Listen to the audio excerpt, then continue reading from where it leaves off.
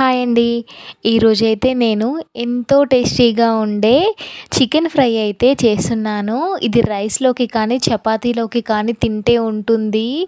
అసలు ఎక్సలెంట్ అండి. చాలా బావుంటుంది కర్రీ. ఒకసారి మీరు కూడా ట్రై చేయండి. కర్రీ కోసం అయితే నార్మల్‌గానే చికెన్‌ని వాష్ చేసుకొని దాంట్లోనే కారం అయితే వేసుకోవాలి మన టేస్ట్‌కి తగినంత. అండ్ సాల్ట్ వేసుకొని దాంట్లోనే పసుపు కూడా వేసుకోవాలి. ఇందులోనే ఒక గుప్పెడు పుదీనా అయితే వేసుకోవాలి. అండ్ ఒక 1 టేబుల్ స్పూన్ అయితే అల్లం వెల్లుల్లి పేస్ట్ అయితే వేసుకోవాలండి.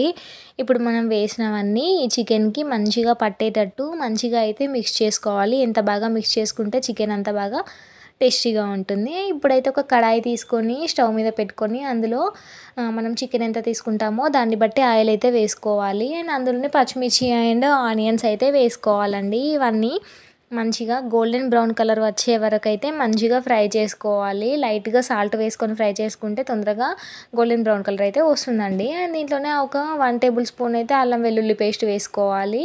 ఇట్లా వేసుకున్న తర్వాత కాసేపైతే ఆనియన్స్ ఫ్రై అవ్వనివ్వాలి. ఇట్లా ఫ్రై అయ్యాక ఒక 1 టేబుల్ స్పూన్ అయితే పసుపు అయితే వేసుకోవాలండి. పసుపు వేసుకున్న తర్వాత ముందు మనం మిక్స్ చేసి పెట్టుకున్నాం కదా చికెన్, అదైతే ఈ కడాయిలో వేసుకోవాలి. ఇట్లా కడాయి ఉంటుంది కదా, టోటల్ అయితే స్ప్రెడ్ చేసుకోవాలండి దాన్ని. ఈ వీడియోలో చూస్తున్నట్టుగా అయితే చికెన్ అనేది మనం వేసుకోవాలి. చికెన్‌ని మాత్రం కలపకూడదండి, అలాగే వదిలేయాలి. ఇట్లా వేసుకున్న తర్వాత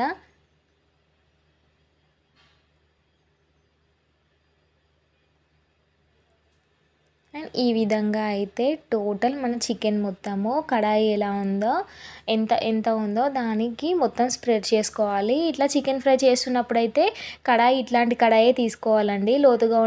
లోతుగా ఉన్న గిన్నె మాత్రం దాంట్లో మాత్రము ఫ్రై అనేది చేయకూడదు. ఇందులోనే చేయాలి. వెడల్పాటి ఫ్రై గిన్నెలో మాత్రమే ఫ్రై అనేది చేయాలండి.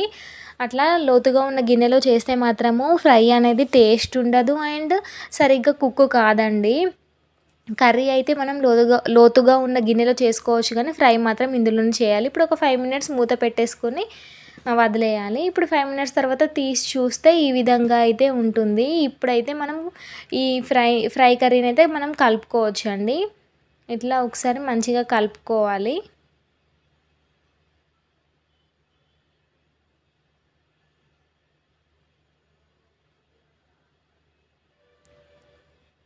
అండ్ పచ్చిమిర్చి కూడా మంచిగా అయితే ఫ్రై అయిపోయింది. చాలా టేస్టీగా ఉంటుందండి. రైస్‌లో మనం పచ్చిమిర్చి కలుపుకొని ఊరికే కూడా తినేయొచ్చు. చాలా బాగుంటుంది. ఇప్పుడు మళ్ళీ ఒక 10 మినిట్స్ అయితే మూత పెట్టేయాలి.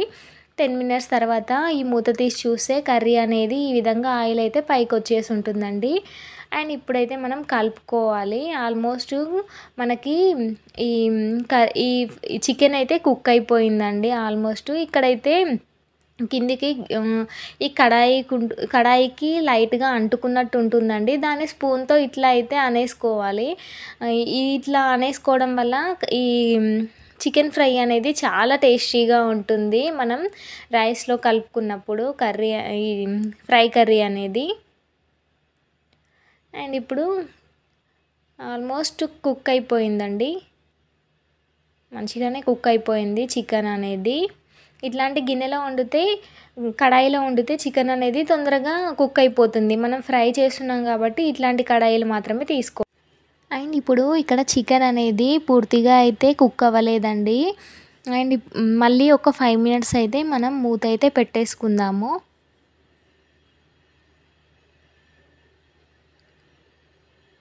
అండ్ ఇక్కడ 5 మినిట్స్ తర్వాత మూత తీసి చూస్తే ఫ్రై అనేది ఇట్లా రెడీ అయిపోతుంది. అండ్ దీంట్లో నేను గరం మసాలా అండ్ ధనియాల పొడి వేయడము షూట్ చేయలేదండి. బట్ వేసుకోవాలి మనమైతే. అండ్ ఇందులో కసూరి మేతి వేసుకోవాలి. మంచిగా కలుపుకోవాలండి కసూరి మేతి వేసుకున్న తర్వాత. అండ్ ఇప్పుడు ఒకసారి కలుపుకొని ఫైనల్‌గా కొత్తిమీర అయితే వేసుకోవాలండి. కొత్తిమీర వేసుకొని స్టవ్ అనేది ఆఫ్ చేసుకోవాలి. మనకు ఈ చికెన్ ఫ్రై అనేది అయితే రెడీ అయిపోతుంది. మీరు నా ఛానల్‌ని ఫస్ట్ టైం చూసినట్లయితే ప్లీజ్ నాకు సపోర్ట్ చేయండి. అండ్ నా వీడియోస్ మీకు నచ్చినట్లయితే నాకు ఒక లైక్ ఇవ్వండి. అండ్ నన్ను సబ్స్క్రైబ్ కూడా చేసుకోండి. ప్లీజ్ అండి. నా వీడియోస్ అన్నీ మీకు నచ్చుతాయని నేను అనుకుంటున్నాను. అన్నీ యూజ్‌ఫుల్‌గా ఉంటాయండి నా వీడియోస్. ఒకసారి నా ప్రొఫైల్‌కెళ్ళైతే చూడండి. మీకు నచ్చితే మాత్రం నన్ను తప్పకుండా సబ్స్క్రైబ్ అయితే చేసుకోండి.